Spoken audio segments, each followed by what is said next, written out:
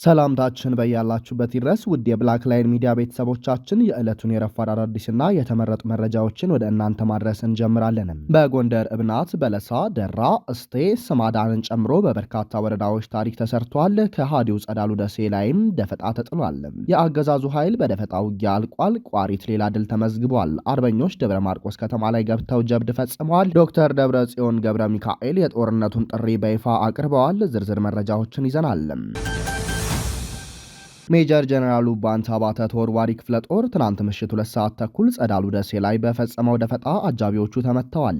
የአብይ አህመድ አገዛዝ አገልጋይና ዙፋን ጠባቂው ከሃዲው ጸዳሉ ደሴ ከደብረ ታቦር ወደ ዓለም በር ከአድማ በተናና ወዶ ገቦቹ ከሃዲያን የሆድ ዘመዶቹ ጋር ተሽከርካሪዎቹን ከኋላ እግረኛን ከፊት አድርገው እየተጓዙ ባሉበት ሰዓት ነፍጠኞቹ የሜጀር ጀነራሉ ባንታ ባተ የአብራክ ልጆች በወሰዱት ፈጣን ውሳኔ አጃቢዎቹና ውስን የአድማ በተና አባላት ተመተዋል። አድማዎቹ ወዲያውኑ ህይወታቸው ሲያልፍ የጸዳሉ አጃቢዎች ቁስለኛ ሆነዋል። 6 አድማ ብተናዎች አጋጣሚውን ተጠቅመው ከአማራ በታኙ ተቋም አምልጠዋል። ወደ ዓለም በር ሲወጣ የነበረም ኃይልም በድንጋጤ እግሬ አውጭኝ ሲል በፍጥነት ደብረ ታቦር ከተማ ገብቷል።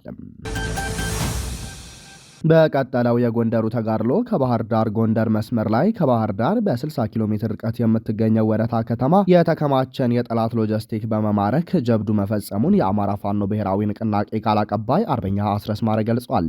አብይ አህመድ እንደተለመደው ከተማው ላይ የድሮን ናዳ አውርዷል ያለው አርበኛው ድሮኑ በሰራዊታችን ላይ አንዳችም ጉዳት ባያደርስም በሲቪሊያን ላይ ጉዳት አድርሷል።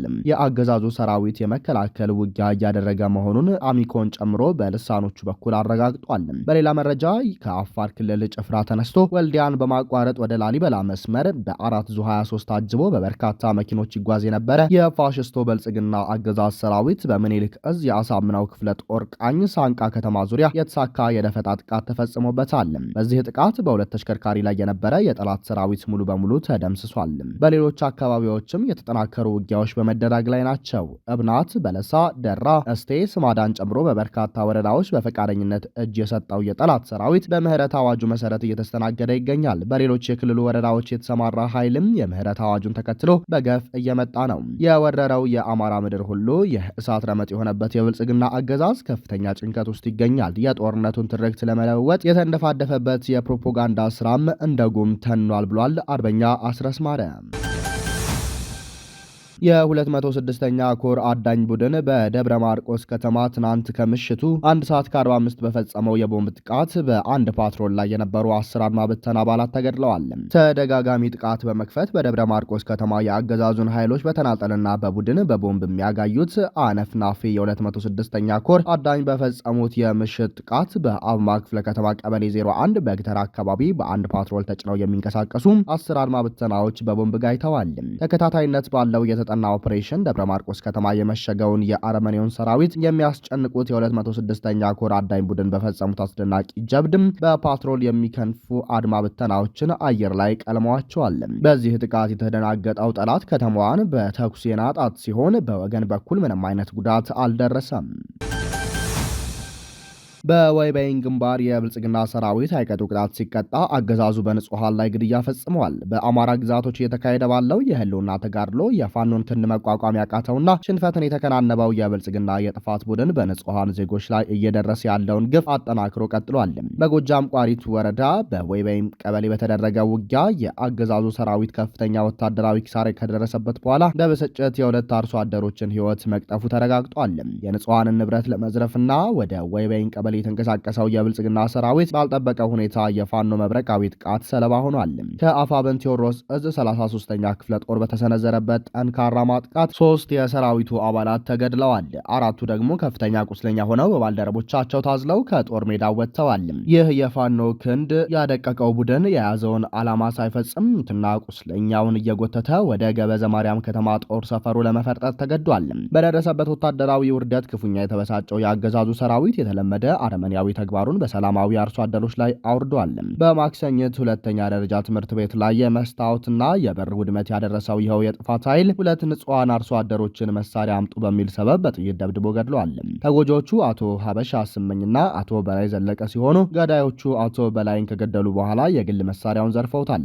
የሰራዊቱን አረመኔነት ይበልጥ የሚያጋልጠው ደግሞ የገደሏቸውን ንጹሃን ፋኖች ናቸው ለማስባል የፋኖን ልብስ አልብሰው ፎቶ ማንሳታቸው መሆኑን የዓይን እማኞች በምሬት ገልጸዋል። ከውጊያው በኋላ የአፋብን ቴዎድሮስ እዝ ከፍተኛ የጦር መሪዎች ባስተላለፉት መልእክት ጠላታችን በጦር ሜዳ መቋቋም ሲያቅተው ወደ ንጹሃን ዞሯል። ይህ የአቅም ማነስና የሞራል ዝቅጠት ማሳያ ነው። የአንድ አርሶ አደር ደም በከንቱ አይፈስም። ለንጹሃን ወገኖቻችን ስንል ጠላትን የምንበቀለው የማያዳግም እርምጃ በመውሰድ ይሆናል። ህዝባችን ሆይ ይህ አገዛዝ ትምህርት ቤት የሚያፈርስና አርሶ አደር የሚገድል የጨለማ ኃይል መሆኑን ተገንዝበህ ትግሉን እንድታፋፈም ጥሪያችንን እናቀርባለን ብለዋል። በአሁኑ ወቅት ኢትዮጵያ በታሪኳ አይታው የማታውቀው ከፍተኛ የህልውና አደጋ ተጋርጦባታል ተባለ። በአንድ በኩል አገሪቱን ወደ መበታተን የሚያመራው የብልጽግና ስርዓት፣ በሌላ በኩል ደግሞ አገሪቱን ከመፍረስ ለመታደግ ቆርጦ የተነሳው የፋኖ የነጻነት ትግል እየተናነቁ ነው። የብልጽግና ስርዓት የጥፋትና የክህደትና የተላላኪነት ነው። የብልጽግና አስተዳደር ስልጣኑን ለማቆየት ሲል የኢትዮጵያን ብሔራዊ ጥቅም አሳልፎ ከመስጠት አልፎ ከባዕዳን ኃይሎች በተለይም ከተባበሩት አረብ ኤሚሬቶች ጋር በመሻረክ የአገሪቱን ሉዓላዊነት አደጋ ላይ ጥሏል። ይህ ስርዓት የንጹሃን ደም አፍሳሽ ነው። ከውጭ ኃይሎች በሚያገኘው የድሮንና የቴክኖሎጂ ድጋፍ የገዛ ዜጎቹን ንጹሃን ገበሬዎችንና ህጻናትን ያለ ርህራሄ በመጨፍጨፍ ላይ ይገኛል። የሀገር ሀብት አውዳሚነቱንም በተግባር አሳይቷል። ለዘመናት የተገነቡ የህዝብ መሰረተ ልማቶችን፣ ትምህርት ቤቶችንና ጤና ተቋማትን በመድፍና በድሮን በማውደም አገሪቱን ወደ ድቅድቅ ጨለማ እየገፋት ነው። ሉዓላዊነቷንም ሽጦታል። ለስልጣን ዋስትና ሲልም የኢትዮጵያን ጥቅም ለውጭ ኃይሎች አሳልፎ በመስጠት የሀገር ባላንጣነቱን በተግባር አረጋግጧል። የአማራ ፋኖ ብሔራዊ ንቅናቄ አፋብንና መላው ፋኖ ኃይሎች በዚህ አውዳሚ ስርዓት ላይ የማይቀለበስ የላቀ ዕድል እየተቀዳጁ ይገኛሉ። ፋኖ የኢትዮጵያን ህዝብ አንድነትና የዜጎችን እኩልነት መሰረት ያደረገ ዓላማ በመያዙም በህዝብ ዘንድ ፍጹም ቅቡልነትን አግኝቷል። የብልጽግና ስርዓት በውሸት ፕሮፓጋንዳና በጎሳ ፖለቲካ ህዝብን ለመከፋፈል የሞከረ ሙከራ ከሽፎ ፋኖ የኢትዮጵያዊነት ተስፋና ምልክት ሆኖ ወጥቷል። ምንም እንኳን ስርዓቱ ዘመናዊ የድሮንና የከባድ መሳሪያ ድጋፍ ቢኖረውም ፋኖ በህዝባዊ ወገንተኝነቱና በላቀ የውጊያ ስልቱ የብልጽግናን ሰራዊት አከርካሪ እየሰበረው ይገኛል። ፋኖ የአገር መከላከያ ነኝ የሚለውንና ለቡድን ጥቅም የሚሰራውን ኃይል ለመመከት ስትራቴጂካዊ የሆኑ ቦታዎችን በመቆጣጠር ረገድ ፍጹም የበላይነቱን አሳይቷል። ኢትዮጵያን ለማዳን ከኢትዮጵያውያን አጋር ድርጅቶችና ለአገር ደህንነት ከሚጨነቁ ወገኖች ጋር እጅና ጓንት ሆኖ እየሰራ ነው። ፋኖ ከሌሎች የሚለየው ዓላማው አገር ማፍረስ ሳይሆን ከፈራረሰችው የብልጽግና ፖለቲካ ፍርስራሽ ላይ ጽኑና ፍትሐዊ ኢትዮጵያን መገንባት ነው። የፋኖ ትግል የህልውና ትግል ብቻ ሳይሆን ኢትዮጵያን የጥፋት ቀጠና አውጥቶ ወደ ብርሃን የማሸጋገር ታሪካዊ ኃላፊነት ነው ተብሏል። አሁንም ወደ አዲስ ጦርነትና ከበባ ለመግባት ግፊት እየተደረገ መሆኑን ዶክተር ደብረጽዮን ገብረ ሚካኤል ገለጹ። የህወሓት ሊቀመንበር ዶክተር ደብረጽዮን ገብረ ሚካኤል የትግራይ ህዝብ በአሁኑ ወቅት እጅግ አደገኛ በሆነ የህልውና ፈተና ውስጥ እንደሚገኝ ተናግረዋል። ሊቀመንበሩ 51ኛውን የካቲት 11 በዓል አስመልክተው በዋሽንግተን ዲሲ ለሚገኙ የትግራይ ተወላጆች ባስተላለፉት መልእክት ጠላቶቻችን አሁንም ወደ አዲስ ጦርነትና ከበባ ለመግባት ግፊት እየደረጉ ነው ሲሉ አስጠንቅቀዋል። ዶክተር ደብረጽዮን በመልእክታቸው እንደገለጹት የፕሪቶሪያው የሰላም ስምምነት በተግባር ተጥሷል። ህዝባችን ተበትኖ ባለበት ወገኖቻችን ወደ ቀያቸው ባልተመለሱበትና ስምምነቱ ተንጠልጥሎ በቀረበት በዚህ ወቅት አሁንም አደቃቸዋለሁ፣ አጠፋቸዋለሁ የሚል መንፈስ ካለው አካል ጋር ነው ያለ ነው ብለዋል። ይህም ሁኔታ ትግራይን ወደ ሌላ ጦርነት ጥፋት እየመራት መሆኑን በግልጽ አመልክተዋል። በትግራይ አንድነት ላይ የሚሰነዘሩ ጥቃቶችን በተመለከተ ሊቀመንበሩ ጠላት አዲስ የኢኮኖሚያዊና የፖለቲካ ከበባ ለመፍጠር ግፊት እያደረገ መሆኑን በውስጥና በውጭ ያሉ ከዳተኞችና ጠላቶች የኋላ ቀርነትንና የአካባቢያዊነት ስሜቶችን በመቀነስ ትግራይን ለመበተን እኩይ ተግባር እያከናወኑ መሆኑን ተናግረዋል። በዲፕሎማሲው ረገድ የሚደረጉ የውጭ ጫናዎች፣ ሴራዎች ተጠናክረው በመቀጠላቸው ለህልውናችን በጋራ እንቆም ሲሉ አክለዋል። ዶክተር ደብረጽዮን ትግራይ የገጠማትን ይህንን የማይታለፍ የሚመስል ፈተና ለመሻገር ብቸኛው መንገድ አንድነት መሆኑንም አሳስበዋል።